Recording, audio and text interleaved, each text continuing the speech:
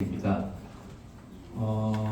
짜지는 않았는데 전체적인 스토리가 전체 단장님하고 비슷하게 흘러가고 있습니다. 그래서 시간을 좀 많이 단축할 수 있을 것 같다는 생각이 들어서 최대한 짧은 시간 내에 말씀을 드리도록 하겠습니다.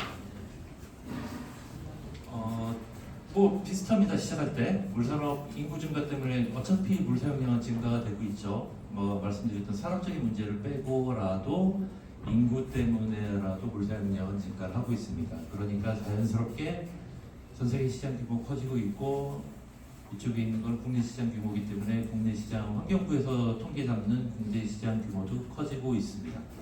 그러면 대전시 관점에서 좀 이렇게 보면 대전시의 개인소득 보면 뭐 소소 전국 평균 비슷한 것 같습니다. 지역별 창업기업도 전국 뭐 좀 아닌데 빼고 보면 뭐 중간중간 하고 있습니다. 그런데 이상하게 대전시가 지역 내의 총생산 성장률은 굉장히 낮은 편이에요.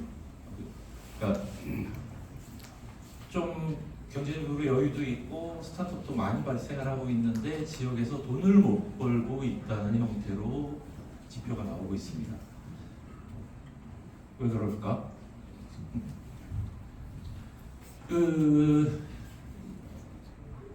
제가 봤을 때 대전의 강점은 보시는 것처럼 많은 정부 출연 연구소가 있다는 걸로 저는 생각을 합니다. 제가 부산테크에 있었고요. 서울에 있다가 대전으로 내려오게 됐던 이유도 사실은 대전에 있는 정출연 때문이었어요. 정출연을 통해서 뭐 기업이 뭔가의 기술적인 아쉬움이 있을 때 이걸 해결해 줄 수 있는 제대로 된 큰 R&D 펀드 만들고 비용을 줘서 하는 거 외에 티타임 통해서 뭐 진짜 전민동에서 소주 한잔 하면서 얻어들을 수 있는 이런 그 과학적인 인프라가 굉장히 좋았습니다. 그래서 그런 것 때문에 저희는 서울에서 내려왔는데 대전시 이렇게 생활을 하다 보면서 대전이 과학의 도시라고는 말씀을 하시는데 이 과학이 산업으로 연결되지는 않는 것 같아요. 여전히 대전은 과학은 과학길 따로 정치령 분 계신 분들 학교 그래서 과학은 과학대로 따로 산업은 따로인 거죠. 왜 있는 정치령을 왜 활용을 못할까라는 생각을 굉장히 많이 하고 있었습니다. 그래서 뭐 그런 것들을 문제를 해소하기 위해서 뭐 디스티비라는 조직도 만들어지고 했죠. 지금 저희 좀 어렵다고 말씀들을 하십니다. 어려운 게 뭐 어제 오늘의 일이냐마는 저희 한국이 제조업 기반으로 성장을 했고 지금 현재 제조업이 딜레마를 갖고 있는 건 사실입니다. 보시는 것처럼 여러 가지 이유를 통해서 저희가 딜레마를 겪고 있고 힘들다고 말씀을 하십니다. 과거에는 선배님들이 열심히 잘 물건을 적당히 잘 만들어서 하실 수가 있었어요. 근데 지금은 아니죠. 이제 열심히 만들어서 해결이 안 됩니다. 이제 더 저희보다 저렴하게 더 열심히 만드는 친구들이 바로 중국이 바로 옆에 붙어 있습니다. 그래서 이제 과거의 방식으로는 저희가 뭔가를 해결할 수 없을 거라는 생각이 들고요. 그게 이런 문제들이 결론적으로는 전체 제조업의 위기로 발전을 하고 있는 것 같습니다. 제조업이 과거의 방식과 아직은 선진국의 고부가 가치로 넘어가지 못하는 그 중간 어디쯤에 샌드위치 얘기 많이 하시죠. 샌드위치적인 경향이 있는 거고요. 그래서 주력 산업 부분에서는 뭐 위기에 대응 방식을 법의 본질이 바뀌어야 된다라고까지도 말씀을 하십니다. 그래서 뭐 이걸 좀 보면 철강 산업이 전통적으로 철강 산업 소재 산업입니다. 파이프 만들고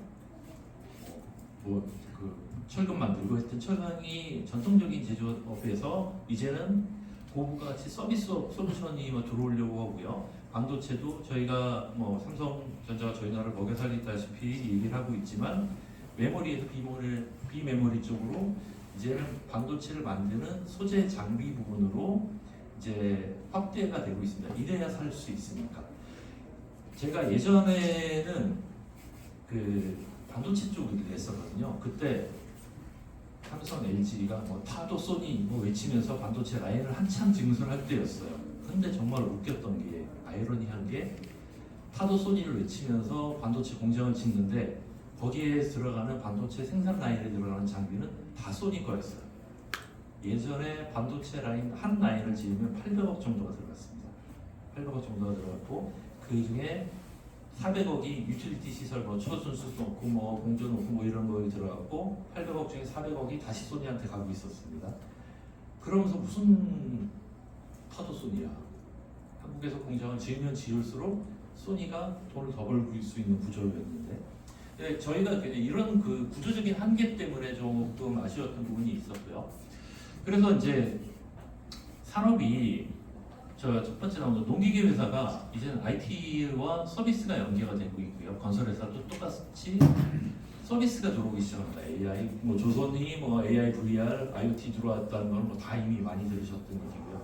이렇게 개별 산업들이 뭔가 위기를 대응하기 위해서 변화하려고 노력을 하고 있고 제가 생각했던 제 관점에서는 가치사슬 연계라는 말씀을 드리고 싶습니다.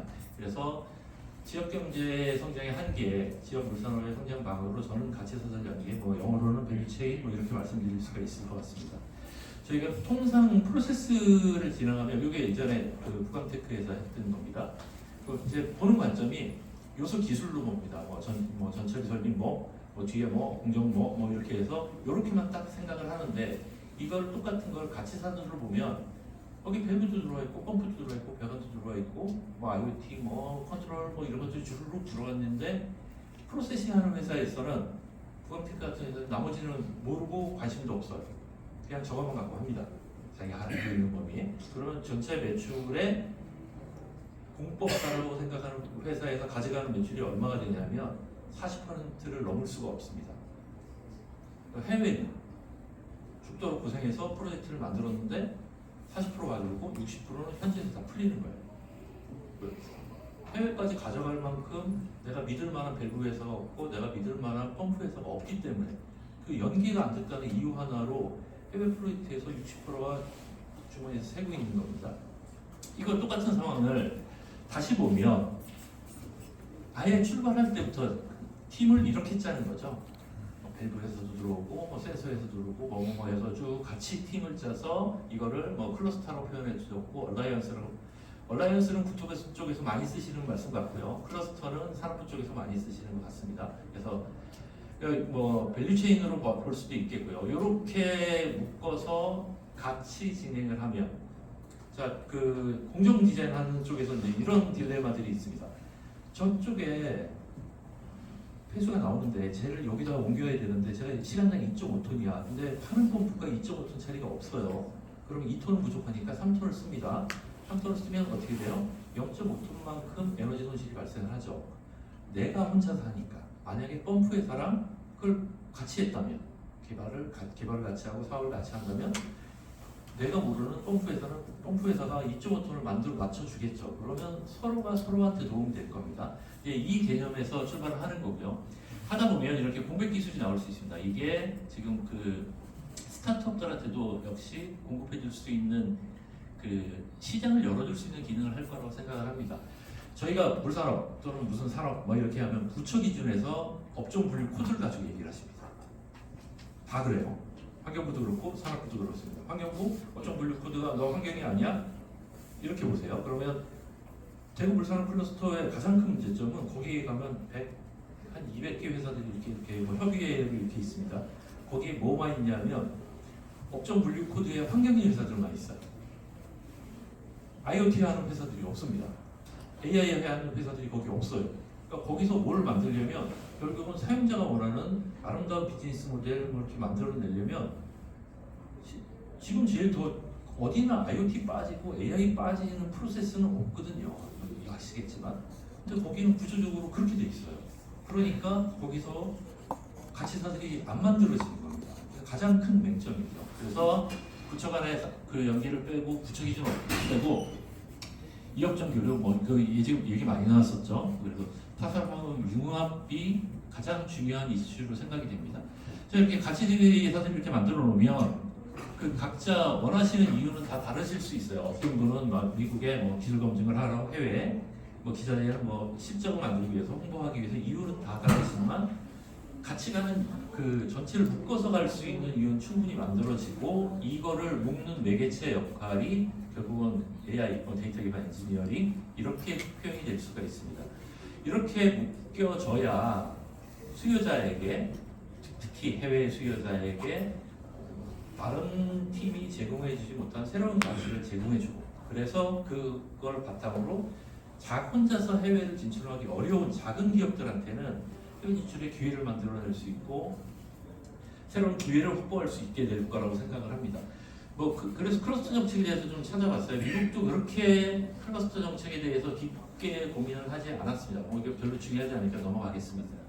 그래서 클러스터 정책이 결론적으로는 경제 혜택을 제공해야 되고 실무 경제 위주로 만들어지고 이런 얘기들이 좀 나오고요. 만들려고 하지 마라. 그리고 민간이 주도하도록 해줘라. 이런 얘기들을 많이 하십니다. 그러니까 미국에서 많은 시도를 했었고 많은 실패를 경험을 해서 나왔던 얘기인 것 같습니다. 요거는 정책적 시각도 마찬가지고요. 저희가 그 연구조합을 그러니까 저도 회사에 있었고요. 하다가 한계를 느껴서 이제 연구조합을 만들게 됐습니다. 저희가 말씀드렸던 대로 여러 회사들이 모여서 그 기술 사업화를 하고 융합 R&D를 하라고 과기부에서 이제 인가를 받은 연구조합입니다. 그래서 IoT, 통신, 바이오까지도 그 연계를 할 수가 있는 구조고요. 저희 선임 목적이 비즈니스 모델 강화, 기술의 연대, 개발, 사업 지원 이런 형태들이고요. 그래서 좀 일반적인 내용들입니다. 그래서 공정 IoT, AI, 공정 설계 프로그램 개발 이런 부분을 굉장히 중요하게 생각을 합니다. 아직도 이 부분에 대해서 그 부족한 부분이 많이 있기 때문에 이런 거를 해결해 줄 수 있는 동네가 여기인 거죠. 옆으로 조금만 가면 애트리도 있고요, TST도 있고요. 기관들이 굉장히 많이 있습니다. 내가 화학 쪽에 좀 궁금한 게 있다? 화연을 가르치기도 편하고 생명연을 가기도 편합니다. 그래서 뭔가를 새로 기획하고 뭔가를 도모하기에는 굉장히 좋은 구조를 가지고 있다라고 저는 생각을 합니다. 그래서 저희 원래 만들어진 목적대로 공동 R&D 진행하는 게 저희 목적의 추진 사업으로 들어와 있고요. 해외 협력 사업 뒤에 다시 한번 말씀드리겠습니다. 해외 협력 사업 결국은 이 모든 행위가 기업 입장에서는 돈을 벌려고 또는 돈을 벌기 위한 전초전의 단계로 그 이해를 할 수가 있어서요. 요거는 조금 다를 수도 있는데 대전에 그 은퇴과학자분들이 굉장히 많이 계십니다. 한때는 내가 우리나라에서 어떤 산업 분야에서 내가 한 칼을 하셨던 분들이 단지 연령상의 이유로 은퇴를 하신 분들이 많고 이분들을 뵈면 그 뭔가 아직도 사회에 헌신하시려고 하시는 분들이 굉장히 많으세요. 그 정치령 같은 데서 연금도 받으시고 있지만 아직은 내가 좀 사회에 뭔가를 도와드리고 싶은 생각이 많으신데 이분들도 또 기업하고 연결이 잘 안 되고 있습니다. 그래서 그 연계와 연결이 안 돼서 그 굉장히 안타까운 현상들이 많이 있고요. 국제협력사업 간단히 말씀드리겠습니다. 저희가 45년 때부터 되게 가난했었죠. 전쟁 나고 가난했습니다. 그래서 58년도까지 61년도까지 저희가 원조를 받는 나라에서 거의 최초라고 말씀을 들었어요. 이제는 원조를 해주는 나라가 됐고요. 지금 올해 예전 자료이기 때문에 올해 예산이 6.8조 요구액이고 6.7조라는 말씀을 들었습니다. 그래서 굉장히 가파르게 예산이 증가가 되고 있는데 그럼 이거 다시 주는 거 아니야? 라고 저도 생각을 했었거든요. 그래서 좀 찾아봤더니 이게 전체적으로 소위 말하는